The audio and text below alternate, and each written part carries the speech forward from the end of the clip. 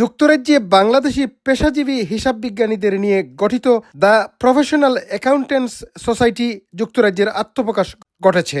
Main মুখ্য উদ্দেশ্য হচ্ছে আমাদের দ্য প্রফেশনাল অ্যাকাউন্টেন্ট সোসাইটির আত্মপ্রকাশ।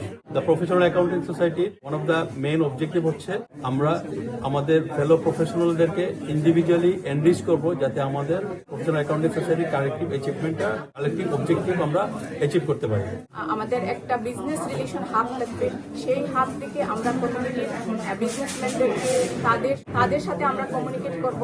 প্রয়াস থাকবে মিডিয়াম সাইজ বিজনেসদেরকে মোর ইনভলভ করা, আমাদের সাথে এডুকেট করা, টার্গেট সেট করবে, ওই টার্গেট অ্যাচিভ করার জন্য অ্যাকাউন্টেন্ট তাকে যে গাইডেন্সগুলো দিবে সেগুলো মেনে চলবে। শুক্রবার লন্ডন বাংলা প্রেস ক্লাবে বাংলা মিডিয়ার সাংবাদিকদের সাথে মত বিনিময়ের মাধ্যমে সংগঠনের লক্ষ্য, উদ্দেশ্য ও কার্যক্রমিক ধারাবাহিকতা তুলে ধরলেন এর নেতৃবৃন্দ।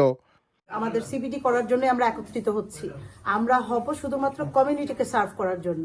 আত্মপ্রকাশের মাধ্যমে আমি সমাজের সব স্তরের সাহায্য সহযোগিতা করবেন, যাতে আমরা সমাজের বিভিন্ন স্তরে যে তাদের ডেভেলপমেন্ট নিয়ে কাজ করতে পারি। We are really trying to help the society with accounting and professional knowledge. এই সংগঠন যেন অন্যান্য সংগঠনের সাথে সম্পৃক্ত হয়ে সম্পূরক হয়ে কাজ করতে পারে সমাজের ভালোর জন্য। মিশনটা ঠিক রাখে অ্যাটিটিউডের ভিতর যদি থাকতে পারে, হয়তো পাবলিক ইন্টারেস্ট গেইন সম্ভব হবে।